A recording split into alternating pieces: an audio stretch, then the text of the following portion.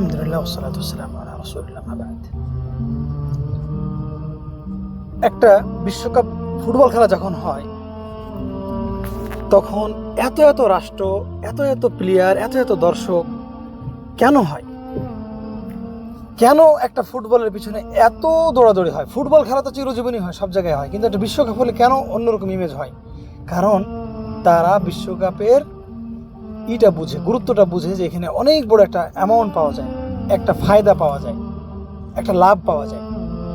তো ঠিক এইরকম মুসলিম জাতি আমরা যতদিন পর্যন্ত না জানবো যে একজন মুসলিমের রক্তের দাম কি, আল্লাহর কাছে একজন মুসলমানের রক্তের দাম কত বেশি, আল্লাহ তাআলা একজন মুসলিমের রক্তকে কত বেশি হারাম করেছেন, নিষিদ্ধ করেছেন অন্যের জন্য, এইটা আমরা পৃথিবীতে মুসলিমরা যতদিন না জানবো ততদিন এই পৃথিবীতে রাষ্ট্র স্বাধীন করি আর নাই করি, যতই স্বাধীন করি না কেন কোনো কাজ হবে না। এই স্বাধীনতার কোনো দাম নাই যতদিন পর্যন্ত আমরা মুসলিমের রক্তের দাম কত এইটুকু না বুঝবো, এই জ্ঞানটুকু যতদিন আমাদের বিবেকে না ধরবে ততদিন আমাদের স্বাধীনতা কোনো কাজে আসবে না।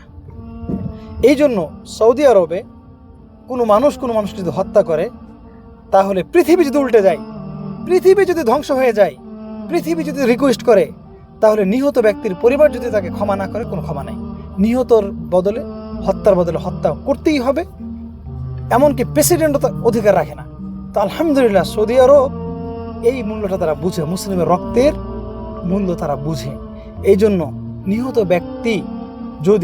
ব্যক্তির পরিবার যদি নিহত ব্যক্তির পক্ষ থেকে হত্যাকারীকে ক্ষমা না করে, তাহলে পৃথিবীর সমস্ত মানুষ যদি সুপারিশ করে যে তাকে মাফ করে দেওয়া হোক, হত্যাকারীকে ছেড়ে দেওয়া হোক, সম্ভব না, কারণ তারা রক্তের দাম বোঝে।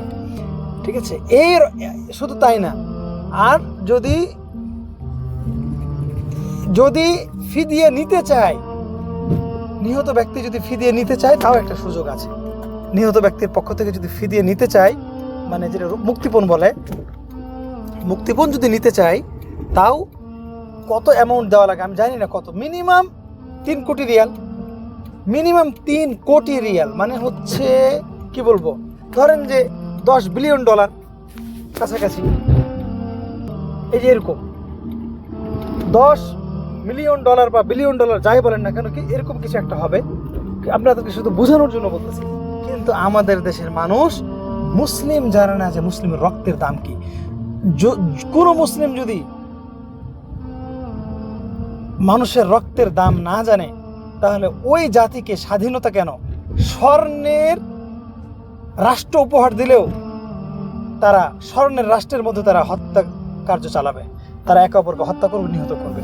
অতএব আমি আপনাদেরকে এখনো সাবধান করতে চাই, সব কিছুর ঊর্ধ্বে একজন মুসলিম কি জিনিস, একজন মুসলিমের রক্তের কি দাম, এটা আগে মানুষের কাছে প্রচার করে। স্বাধীনতা, এই স্বাধীনতা আসতেও সময় লাগবে না, আবার যেতেও সময় লাগবে না। যদি রক্তের দাম বুঝে যান, তাহলে স্বাধীনতা আসতেও সময় লাগবে না, আর যদি রক্তের দাম না বুঝেন, তাহলে স্বাধীনতাও কোনো কাজে লাগবে না। আশা করি বিষয়টি বুঝবেন। আসসালামু আলাইকুম।